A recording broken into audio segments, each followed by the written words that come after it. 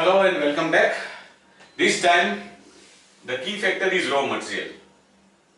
The information given is raw material is in short supply. That means raw material is the key factor.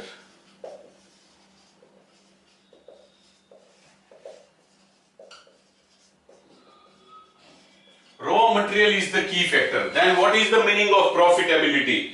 Contribution per unit of raw material. Profitability equals to contribution per unit. Now unit of material is kilogram. So contribution per kilogram becomes the criteria of profitability. Now how can we calculate the contribution per unit, rather per kilogram? It is nothing. That will be contribution per unit upon kilograms per unit. In case of X, contribution per unit is 55 and raw material consumption is 2 kilograms. So rupees 27.5 is the contribution per kg of X. For X rather. And in case of Y, the contribution per unit is rupees 69 and consumption of material is 3 kilograms. So it comes to rupees 23.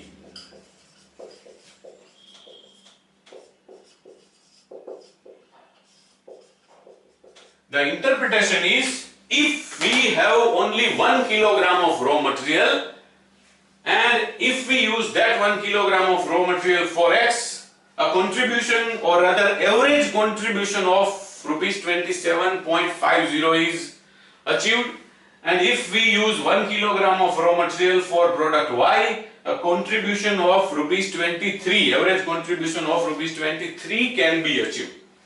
So if raw material is the key factor, product X is more profitable because consumption of 1 kilogram of raw material for X gives more contribution, generates more contribution than the contribution generated from 1 kilogram of raw material for product Y. So if we assign rank